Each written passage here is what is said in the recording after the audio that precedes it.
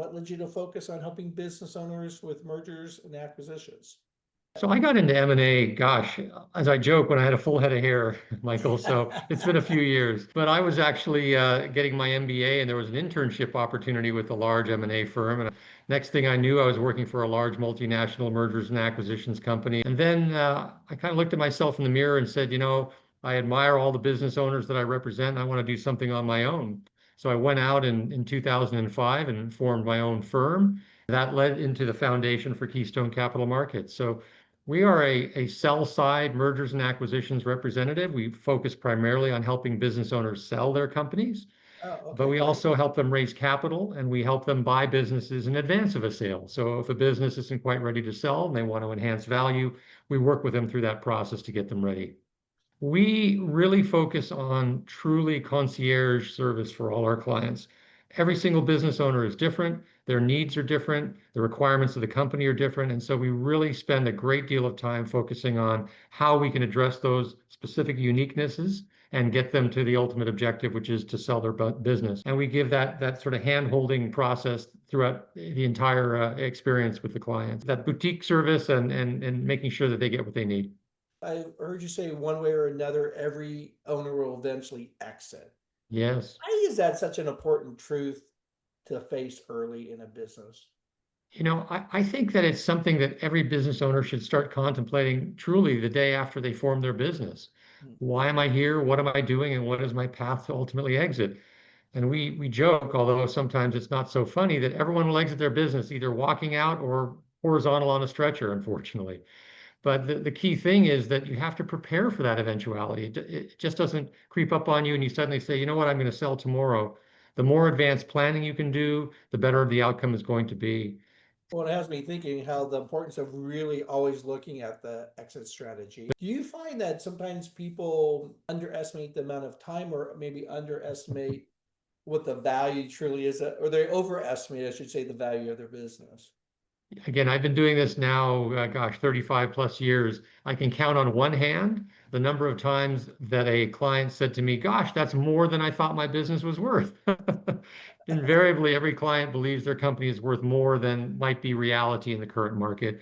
Or they might have a lot of what I call country club chatter in their heads, where their best friend sold their company for a certain value. Well, what they don't hear in that chatter is they sold it for X value, but 90% of that was an earnout or wallpaper stock that they're never going to get anything out of. The dependence of a business on an owner is probably one of the single biggest issues that a buyer will have. If it's the Joe or Sally or Steve show and everything rotates around the owner, the moment they walk out of the business, that new owner coming in is going to be lost and they won't have the same relationships, they won't have the same contacts. So it's vitally important that the owner set up a management team below them that can take over the daily operations, that can handle those key relationships so that it's not just all about the owner. Very important. Yeah, definitely. So interesting.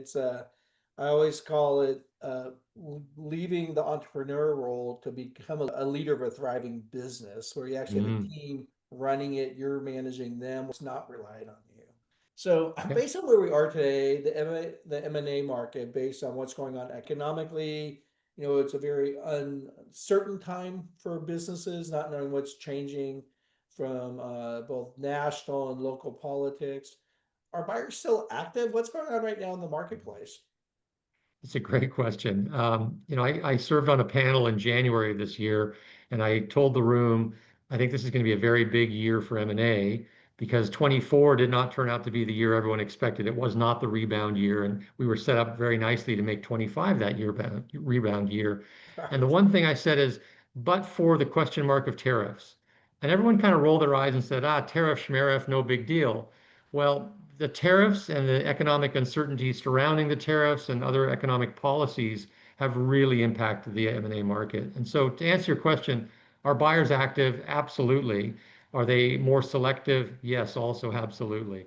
What we're personally seeing are a lot of private equity and strategic buyers looking for the right business to fit their own acquisition strategy and being very careful to avoid companies that have a lot of volatility tied to this uncertainty around tariffs. Yeah. We completed a transaction a couple of months ago in the healthcare space, and this business was a service provider, had virtually no exposure to tariffs whatsoever.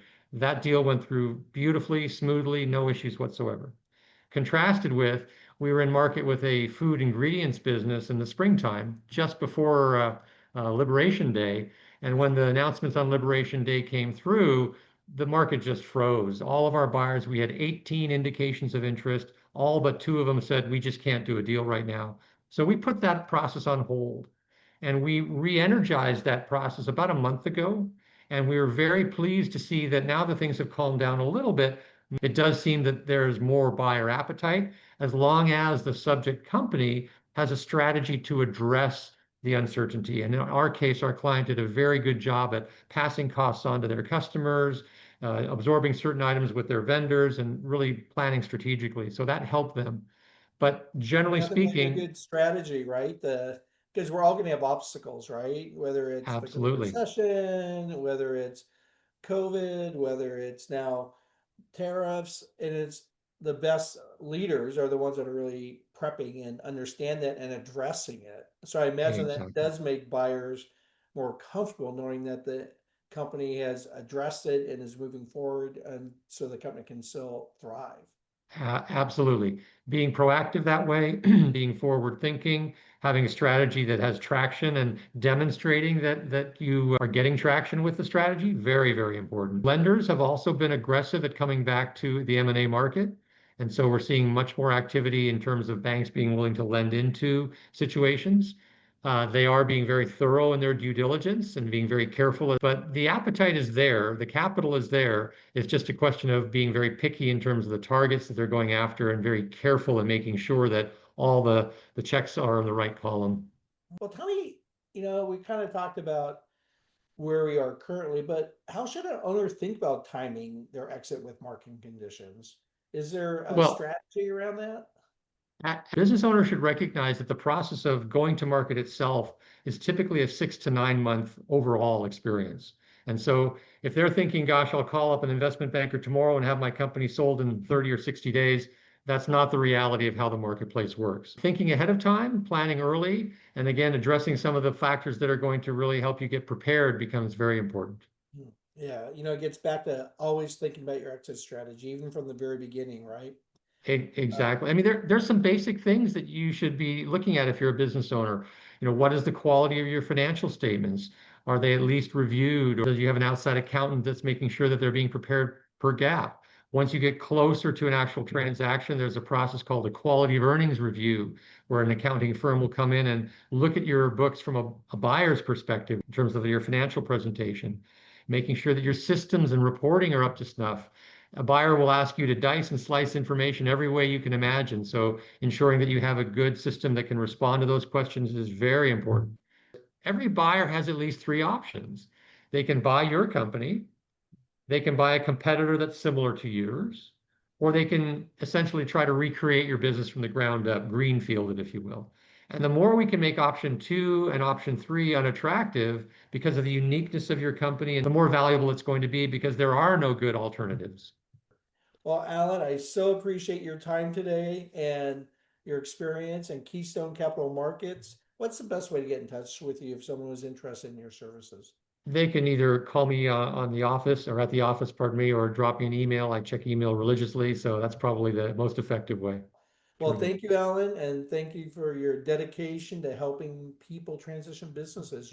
People work all their life for these businesses and hope to gain something out of it. So it's great that you're helping them make their vision become a reality.